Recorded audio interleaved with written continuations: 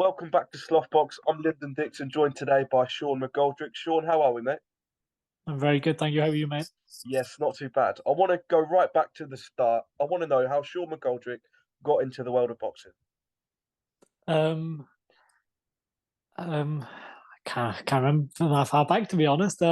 Yeah, I think I just followed my older brother. I've been in the Yeah. boxing gym since I was about 8. Yeah, my mum and dad just brought me and my brother there just to sort of burn excess energy. I think Mm. was the main reason. And yeah, I just followed my older brother. Really, he enjoyed it, so I just wanted to be like him, I suppose, and follow him. Mm. So that was how it went. You say you followed your brother. Was it love at first sight? Like, when did you know, nah, this is for me? I always enjoyed boxing. I wasn't particularly good at it for quite a few years. I sort of had a sort of 50-50 record. Um, when I first started off, like I'd Mm. win as many as I'd lose.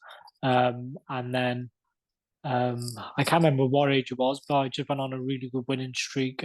Started stopping a couple of people, but a few years before the seniors it was, and that's when I sort of really got the bug through and thought, oh, actually, I'm getting half decent at this, and then that's when I sort of pushed on and really tried making something of it. And to be honest, I used to play football and rugby as well.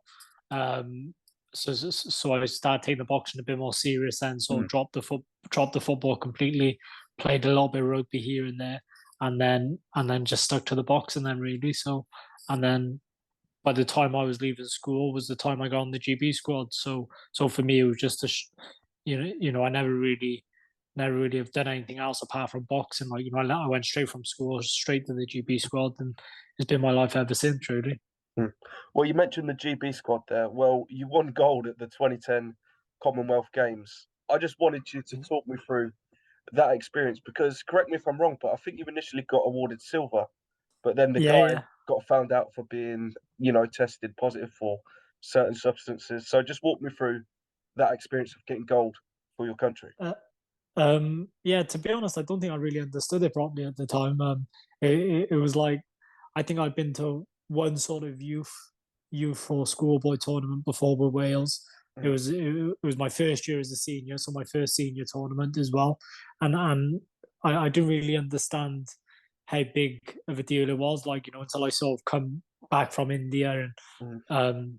people had posters on the street and there was parties being thrown in all sorts. So I didn't really understand they're all in the newspapers and the sort of press side of things. I just didn't. Yeah. That was the first time I was exposed to all that, So, um, but yeah, so for me it was just boxing, it was probably tougher than what I've been to obviously before that because there was Yeah. obviously some good boys in my weight category and stuff. But yeah, for me it was just purely boxing, which I love to do, and it was a pleasure to be there and a pleasure to obviously. Well, it wasn't a pleasure to win silver because I Yeah. technically lost the fight. So, but it was yeah. I just love doing love boxing and just love being there, to be honest. Yeah. But from those experiences and getting the medals, you obviously had a pretty good amateur career. But I just wanted to know how did you feel that the amateur career put you instead when you finally turned pro? Um, Obviously in the amateurs, you're exposed to a lot of different styles. Yeah, and I think it just gives you great experience for boxing in general, pros or amateurs. All the traveling I did, all the different styles I met, all the different countries, um, and it probably gives me and all the other boxers who do a lot of confidence from that as well. Which is probably one of the main things which you sort of get from all that, and obviously experience and confidence, I suppose. But fast forward to now, you're 12-1 and you're headlining a great card in your home country, Wales. How does it Yeah. feel to be headlining a main event in your hometown with the titles on the line? How does that feel? Yeah, it's amazing. To be fair, if you ask for your dream scenario, then if you can make something up to sort of say, what titles to fight for, where to, etc.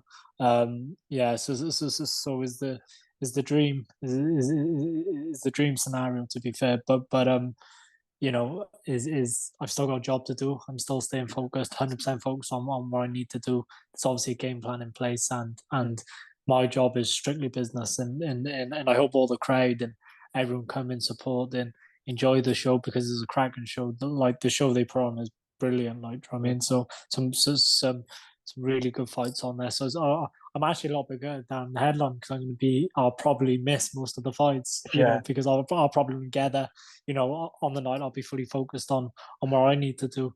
But I'll make sure to watch it back the next day because I think it's some cracking fights and yeah, it's going to be a great night of boxing for Wales, I think. yeah. We mentioned those belts. You're fighting for the British and the Commonwealth. How does it feel to be fighting with so much on the line in this fight? Um, yeah, again is it's hard to explain because I love fighting anyway, regardless of the Mm. belt. So the belts make it extra special. So to have so much on the line and so much to win on the night, um, yeah, is like I said, it's all the dream.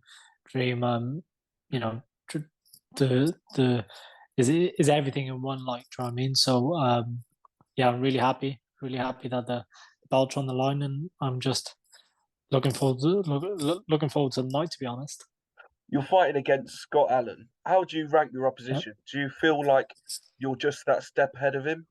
But personally, I think Um, it's a good matchup. I think it'll be a great fight. But how do you feel about yeah, your opposition? exactly the same as you. I think it's a great fight. Scanlon's a very good fighter.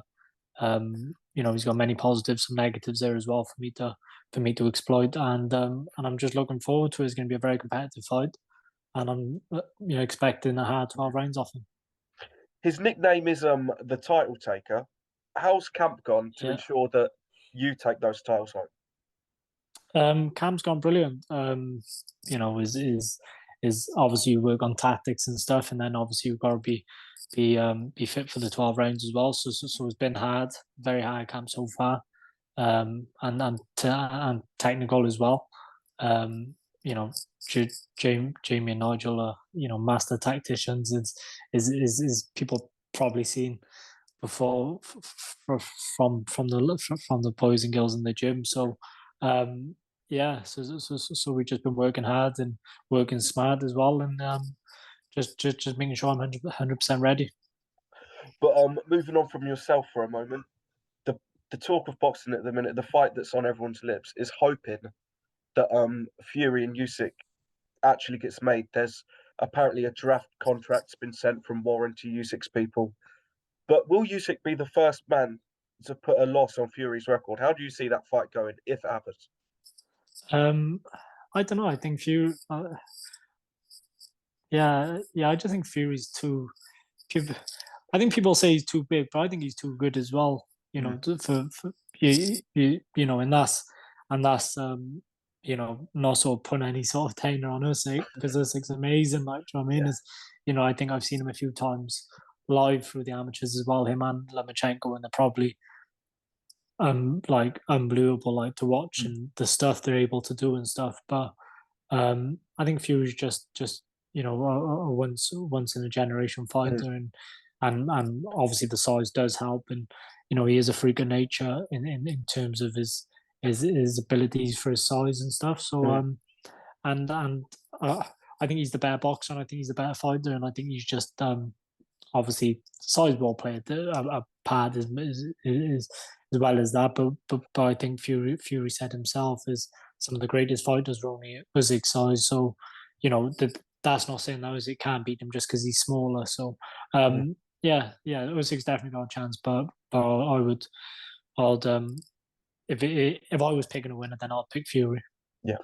You mentioned that you've seen Usyk and Lomachenko live in the amateurs. I just brought the curiosity out of me. When you saw them at that age, did you feel like their paths were set, or have they Yeah, changed that much since those days? Usyk's probably got better. Usyk's probably got better.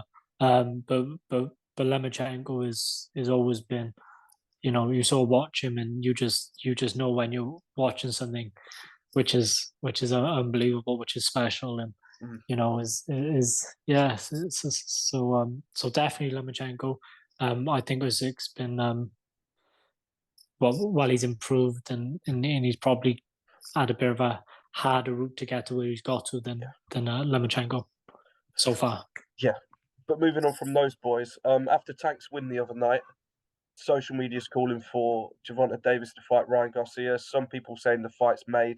I don't know, but either way, if that fight gets made, it's going to be a massive fight.